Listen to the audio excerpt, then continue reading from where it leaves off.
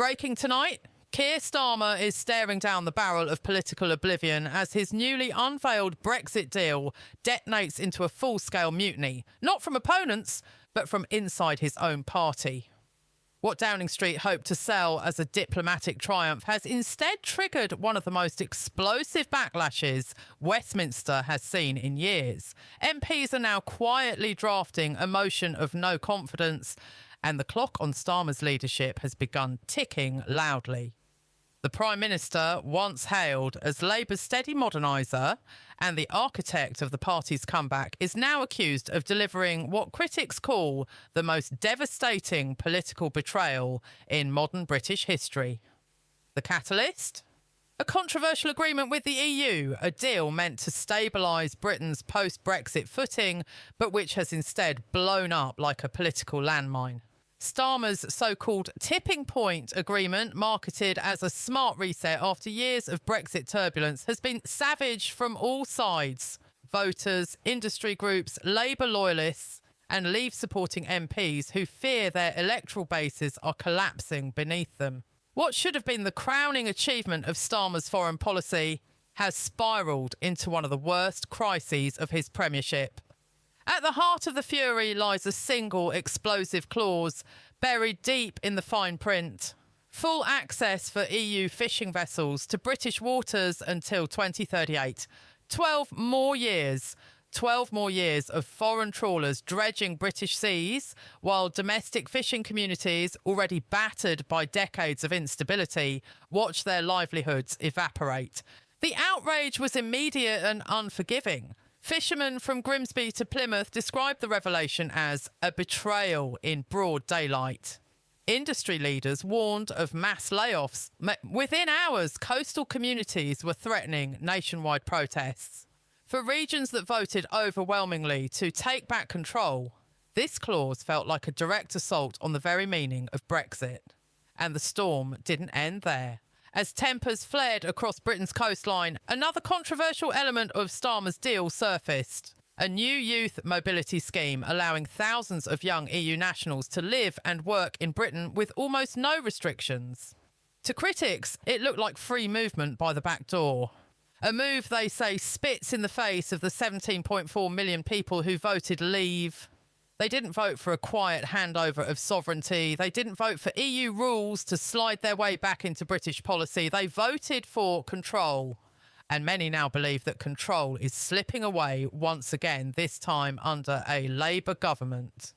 Inside Westminster, panic has morphed into open revolt. Labour MPs from traditional Leave-leaning seats were the first to break ranks, labelling the deal toxic and questioning whether Starmer can credibly lead them into the next election. One MP, speaking anonymously, called the agreement a suicide note, warning that Starmer has handed the Tories and Reform UK the next election on a silver platter. Nigel Farage wasted no time capitalising, mocking Starmer as Reform UK's Employee of the Month, a jab that struck uncomfortably close to the truth as Reform's polling numbers surged almost overnight. Across the country, anger is now erupting far beyond Parliament. Fishing towns are plastering protest banners across their harbours. Social media is ablaze, and Labour's once solid unity is cracking under the weight of an internal rebellion that grows louder with every passing hour. Tonight, Starmer faces a political nightmare. His party is in uproar. His voters feel betrayed. His leadership is under siege. And the Brexit deal he once believed would stabilise Labour's future has instead placed his own political survival in jeopardy. Germany has found itself thrust into the centre of a diplomatic storm it can no longer downplay or deflect. The decision to halt Ukraine's missile shipment, once concealed behind bureaucratic phrasing and procedural excuses, has ignited a backlash of historic proportions. France may have lit the first match, but it was the broader Western reaction that turned this into a political inferno. Berlin is now facing a level of scrutiny usually reserved for adversaries, not allies. Inside NATO corridors, the frustration is palpable. Officials who once praised Germany's post-invasion commitments now speak with thinly veiled exasperation. Senior diplomats describe Berlin as hesitant, calculating and unreliable at critical moments. Behind closed doors, the language is blunter. Germany has become the alliance's weak link, a title no great power ever wants attached to its name. And the timing could not be worse. Not for Ukraine, not for Europe, and certainly not for Scholz's fracturing coalition government.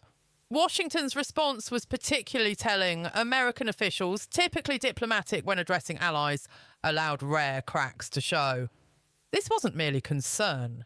It was a warning. The message between the lines was unmistakable. If Germany continues to stall, the entire strategic balance in Europe risks shifting, perhaps permanently.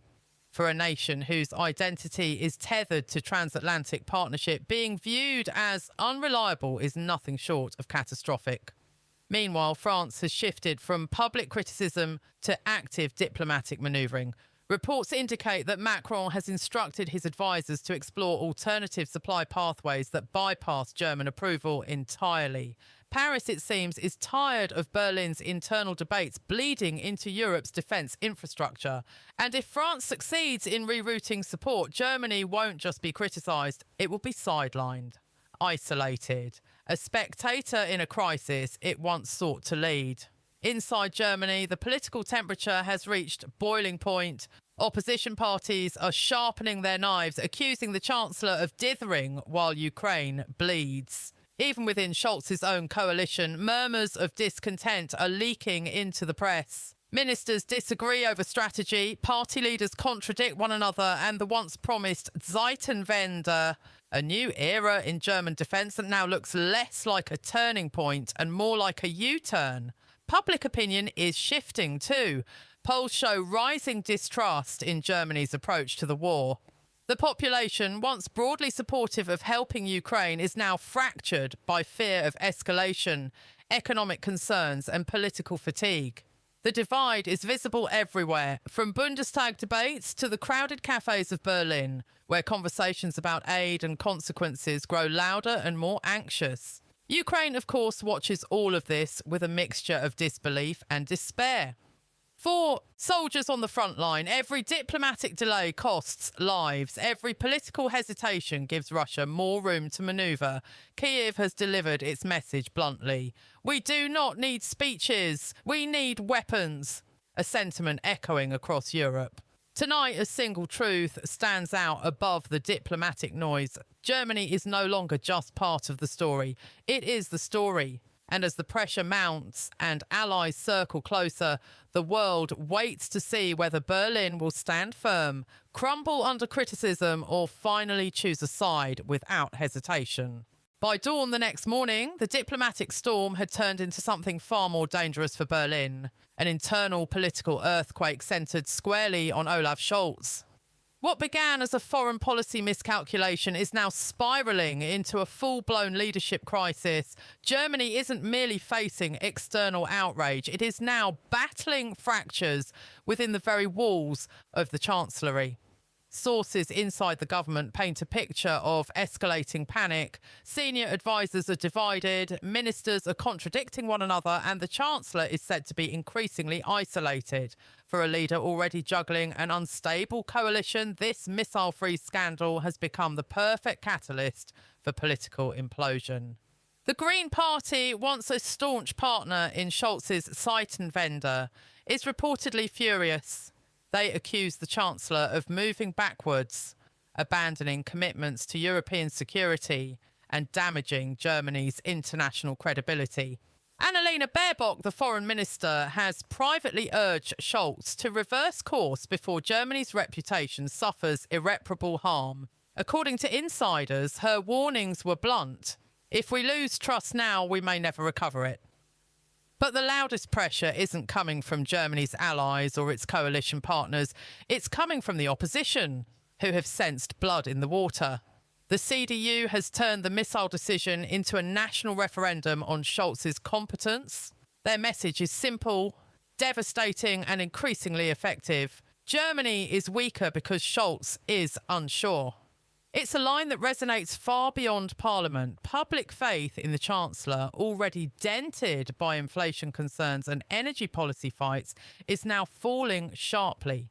Polling shows confidence in Scholz dipping to its lowest level since he took office. Newspapers across the country feature front-page headlines questioning his leadership. Editorials warn that Germany's hesitance is undermining Ukraine, emboldening Russia, and destabilising Europe. Meanwhile, the bureaucratic machinery that keeps Germany's government running has ground to a near halt. Defence officials claim they were blindsided by the halt in missile deliveries. Diplomats admit they had no coordinated messaging prepared. Military planners warn that Germany's credibility in future security projects is at risk. One defence official, speaking anonymously, described the mood within the ministry as chaos layered on confusion. Internationally, the damage is spreading even faster.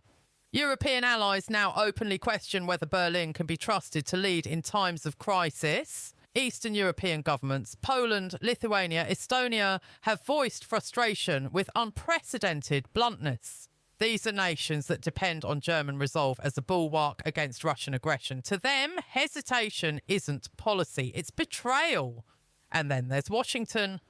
Behind the scenes, US officials are reportedly demanding clarity fast. The Biden administration has invested enormous diplomatic capital in presenting a united Western front. Germany's sudden retreat risks creating cracks in that front at a time when unity is essential. American analysts are already noting the geopolitical consequences. If Germany cannot be relied upon, the centre of European leadership may shift permanently to Poland or France. All of this pressure is now funneling back to one man, Olaf Scholz.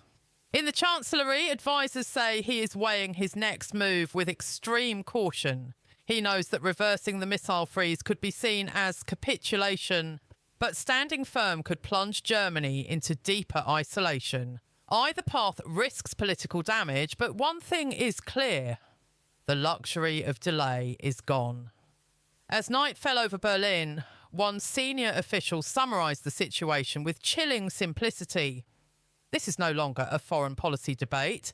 It's a test of whether this government can survive. Germany now stands at a crossroads, and the decisions made in the next 48 hours could shape not only the fate of Scholz's government, but the future of European security. Across Europe, the fallout from Germany's sudden missile freeze is spreading like a shockwave, rattling capitals from Warsaw to Paris and reshaping the strategic landscape in real time. What started as a single decision inside Berlin has triggered a continental reckoning, one that Germany appears unprepared to face. In Warsaw, officials were the first to break ranks with diplomacy and speak with brutal honesty. Poland's defence minister accused Berlin of playing politics with European security, a statement that ignited headlines across the continent. For Poland, a country living under the shadow of Russian aggression, Germany's hesitation isn't merely disappointing, it is existential. Polish newspapers captured the national sentiment in 6 harsh words: Germany hesitates, Poland pays the price. Meanwhile, Lithuania and Estonia issued their own blistering critiques, warning that Berlin's inconsistency is emboldening the Kremlin. These Baltic nations do not mince words because they cannot afford to. They see weakness in the West as an invitation to Moscow, and this moment, they argue, is one of the weakest they've witnessed in years. But it's France that delivered the most politically stinging rebuke. Paris issued a pointed statement saying Europe must not allow hesitation to become policy, a thinly veiled swipe at Scholz. French President Emmanuel Macron, who has long attempted to position France as a counterweight to German influence, now finds himself with unexpected momentum. Analysts in Brussels note that France is already moving to fill the vacuum created by Berlin's indecision. Inside NATO, frustration is growing. Senior alliance officials, speaking on background, describe the mood as tense and deeply concerned. The issue is not merely Germany's refusal to supply missiles, it's the timing, the messaging, and the wider strategic confusion it creates. At a moment when unity is crucial, Berlin has injected uncertainty into the heart of the alliance. Russia has wasted no time exploiting the situation. State media is already celebrating the decision as evidence that the Western Front is collapsing. Kremlin analysts went further, claiming that Germany is finally recognising the futility of supporting Ukraine. These statements are propaganda, but effective propaganda, precisely because Germany's hesitation provides fertile ground for distortion. Ukraine's response has been a mixture of frustration and disbelief. Kiev officials say they were not warned in advance about the suspension. The country's foreign minister delivered a blistering statement calling the freeze a gift to Moscow and a blow to Ukrainian lives. Ukrainian soldiers on the front lines, interviewed by international correspondents, said the move felt like being abandoned by Europe's most powerful state. Meanwhile, in Brussels, the European Union is scrambling to understand the implications. Diplomats fear this moment could break the carefully built consensus that has held for more than 2 years. An emergency session has already been scheduled to address security cooperation vulnerabilities, a phrase that insiders say is Brussels speak for Germany has created a crisis we must now contain. Financial markets have begun to react too. European defence stocks dipped in response to Berlin's indecision, while energy markets, always sensitive to geopolitical uncertainty, showed signs of volatility. Analysts warn that if the situation is not stabilised quickly, investor confidence could further erode. But perhaps the most telling reaction came from the German public itself.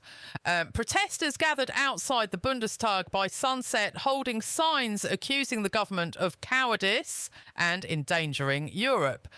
This was not the usual partisan crowd. It was a cross-section of German society: students, veterans, families, older voters.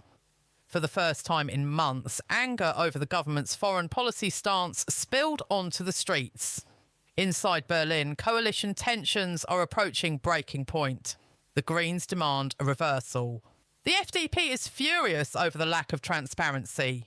The SPD, Scholz's own party, is quietly panicking as polling numbers begin to crater. Behind closed doors, MPs whisper the words, "No government wants circulating loss of authority." Across Europe, one truth has become unavoidable. Germany is no longer seen as the anchor of stability it once was. It is now viewed as the weak link in a dangerously fragile chain. Every hour Berlin delays a clear response, the chain stretches thinner. Tonight, Europe waits, Germany wavers, and the future of Western unity hangs in the balance. The crisis that began with one strategic hesitation has now exploded into a full-scale political meltdown inside Germany.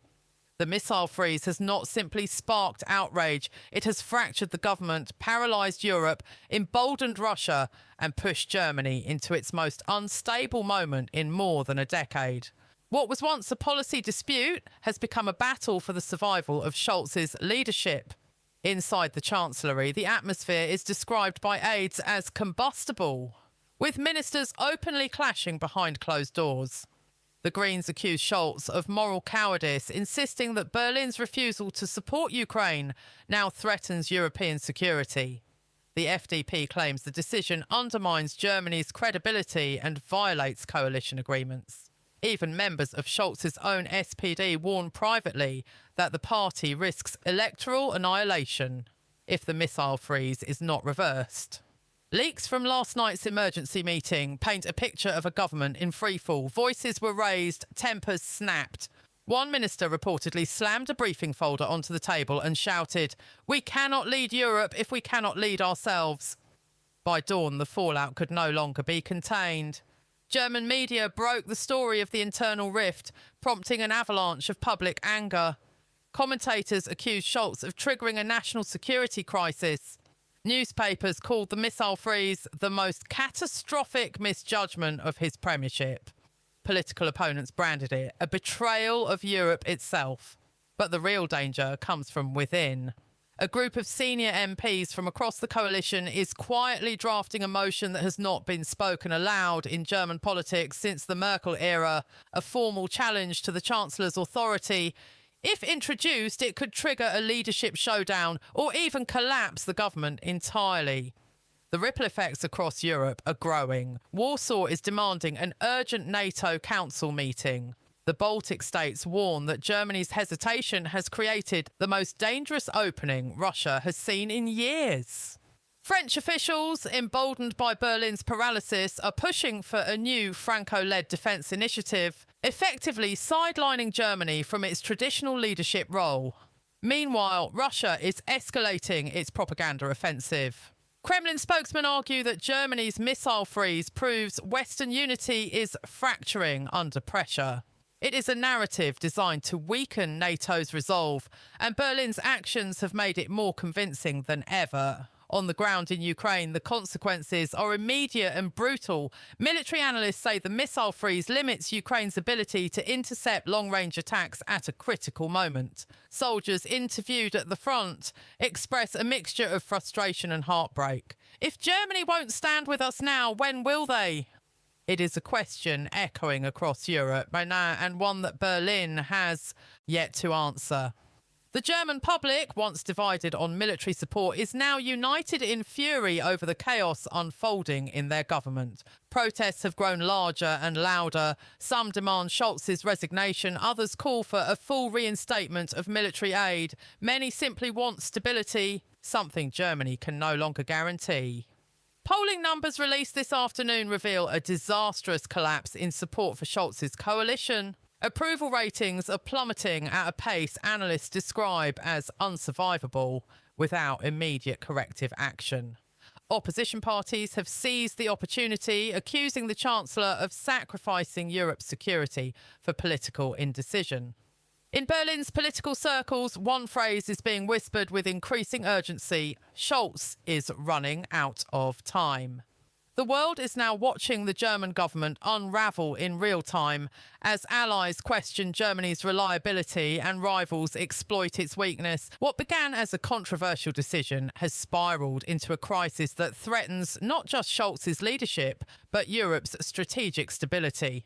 As the clock ticks towards a possible confidence vote, one truth is becoming painfully clear.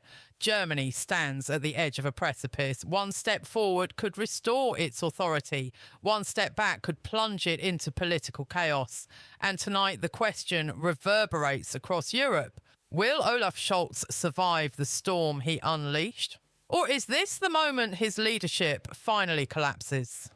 If you found this breakdown sharp, insightful and worth your time, make sure you subscribe to the channel, like the video and drop a comment sharing your take on Germany's escalating political crisis. Hit that notification bell so you never miss the next deep dive, because this story isn't over, and neither are we. Stay tuned.